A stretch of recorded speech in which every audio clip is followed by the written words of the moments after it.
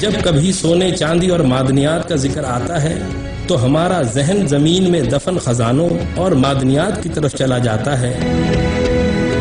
لیکن کیا کبھی آپ نے یہ سوچا ہے کہ اصل خزانے زمین میں نہیں بلکہ ہمارے اوپر پھیلے ہوئے آسمان میں بکھرے ہوئے ہیں؟ تو آئیں اس راز سے پردہ اٹھاتے ہیں۔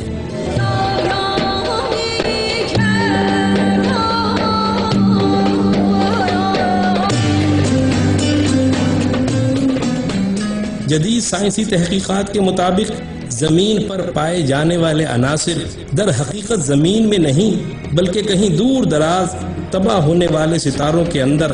پیدا ہوئے ہوتے ہیں۔ جب کبھی سورج سے کئی گنا بڑا ستارہ مرنے کے قریب ہوتا ہے اور جس وقت اس کے مرکز میں لوہا پیدا ہونا شروع ہو جائے تو یہ اس ستارے کی موت کی علامت ہے۔ یہی لوہا جہاں انسانوں کے فائدے کے لیے نعمت کبریٰ سے کم نہیں تو وہیں اس ستارے کے لیے اس قدر نقصان دہ ہے کہ اس کی پیدائش کی وجہ سے یہ ستارہ بالآخر تباہی سے ہمکنار ہو جاتا ہے، اور تمام عناصر کائنات میں بکھر جاتے ہیں، اور بکھرنے والی اسی اسٹار ڈسٹ سے مختلف معدنیات اور قیمتی دھاتوں سے بھرپور ہماری زمین وجود میں آئی تھی۔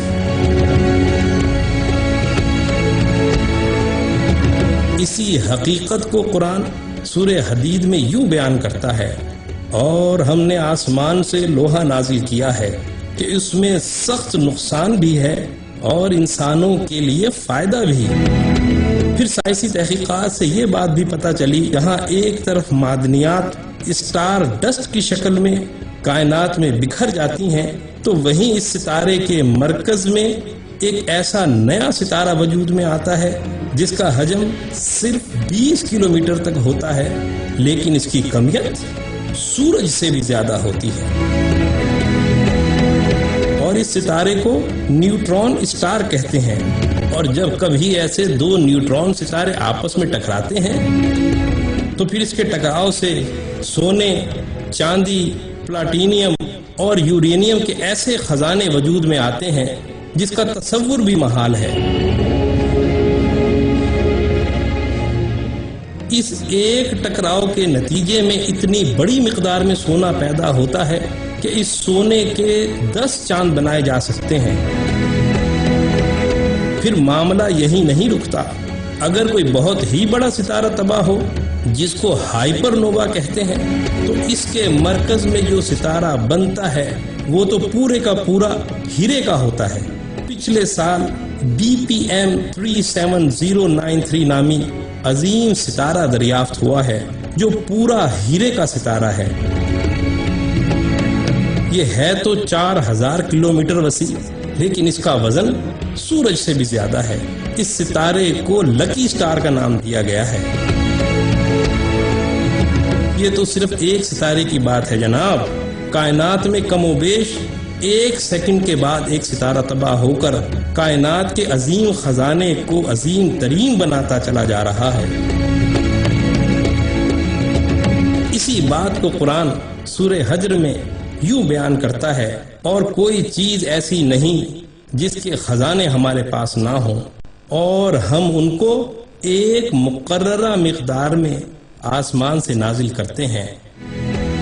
جب آسمانی خزانے اتنے بڑے ہوں تو ان میں سے انتہائی حقیر مقدار کا استعمال ہمارے لیے تو باعث حیرت ہوگا، لیکن اللہ کے لیے بہت آسان ہے۔ قرآن سورہ زخرف میں کہتا ہے، اور اگر یہ اندیشہ نہ ہوتا کہ تمام انسان ایک ہی طریقے کے ہو جائیں گے تو ہم رحمان سے کفر کرنے والوں کے گھروں کی چھتیں اور ان کی سیڑھیاں جن سے وہ اوپر کی منزلوں میں چڑھتے ہیں اور ان کے دروازے اور ان کے تخت جن پر وہ تکیہ لگا کر بیٹھتے ہیں سب سونے چاندی کے بنا دیتے، لیکن یہ تو محض دنیاوی زندگی کا مال و متاع ہے۔ اب قرآن اور حضرت محمد صلی اللہ علیہ وسلم کی رسالت کا انکار کرنے والے جواب دیں کہ 1400 سال پہلے وہ کون سی سائنس اور کون سی ٹیکنالوجی تھی جس کی مدد سے قرآن نے انسانوں کو ان خزانوں کی اطلاع دی جن کے بارے میں اس وقت کا انسان قطعاً ناواقف تھا۔